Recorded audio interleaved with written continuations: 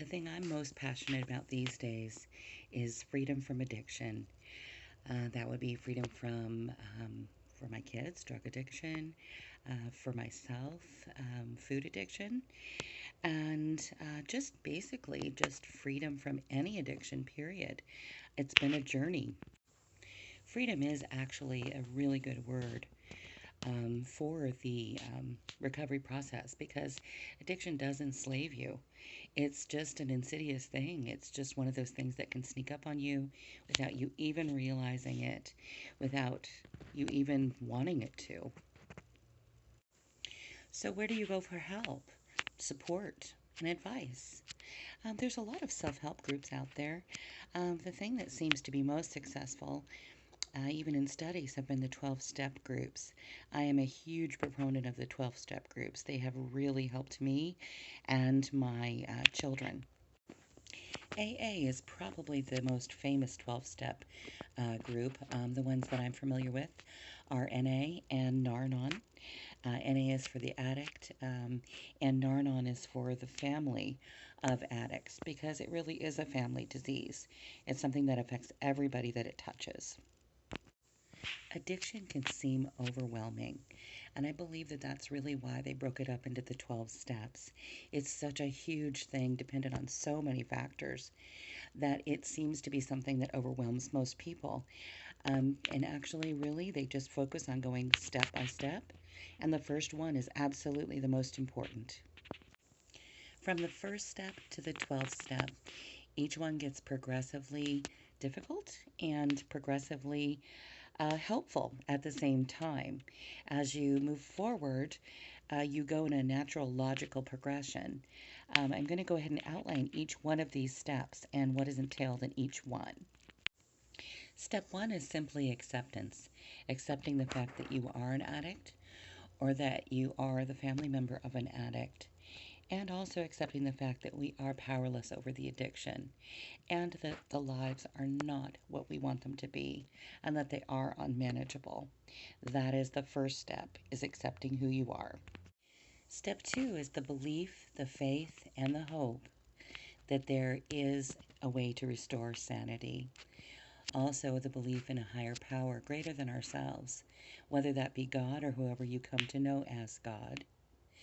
Something that is higher than yourself, that's bigger than yourself, that you can rely on.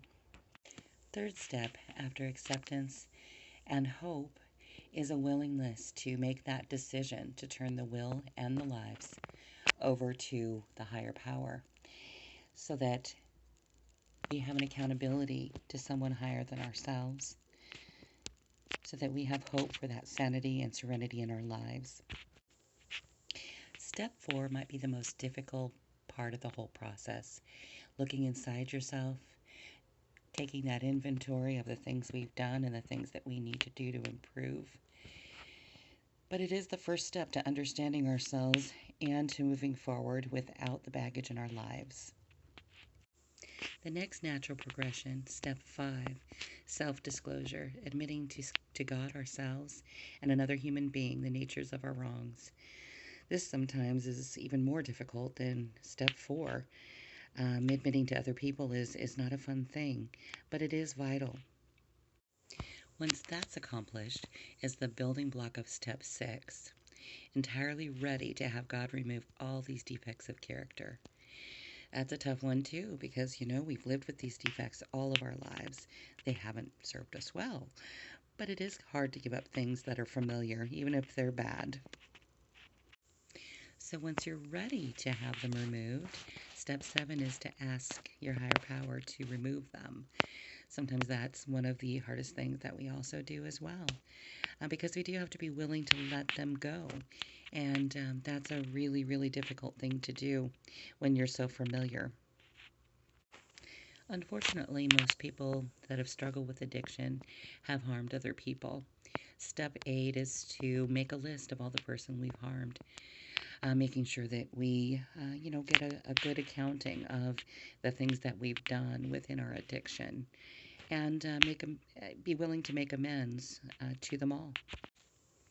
Step 9, actually make the amends. There's a second part to this, though. If making amends would harm another person, that is something that you're supposed to be able to make the decision about, which also requires you to think through the whole process. Always a good thing. Though step 10 may seem redundant, it really isn't, because some people think that you get to a point where you can just, get it all done with and then you've arrived. But you do have to continue that progress. You have to continue making the headway that you've already made and continue to take personal inventory. Step 11, my least favorite step. Since I'm an enabler, we do have the tendency to control things, want to control things. And this is the hardest thing for me, just to sit back and ask for someone else's will, not my own, to be done. But it is definitely a part of a healing and recovery. Step 12, giving back.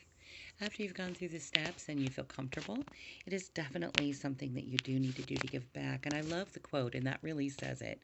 Love cures people, both the ones who give it and the ones who receive it. That is so, so true in 12-step groups. And it's one of the reasons people don't stop going. And finally, the serenity prayer. There's a reason that they say it at every meeting of every 12-step group. It really is about accepting the things you can't change, having the courage to change the things you can, and most importantly, the wisdom to know the difference. Breaking free from the slavery of addiction. It really is what it's all about, and it really is a slavery. Freedom is the only word that I can use to describe it. I'm so glad that I've had these experiences and that I've done this work. Thank you.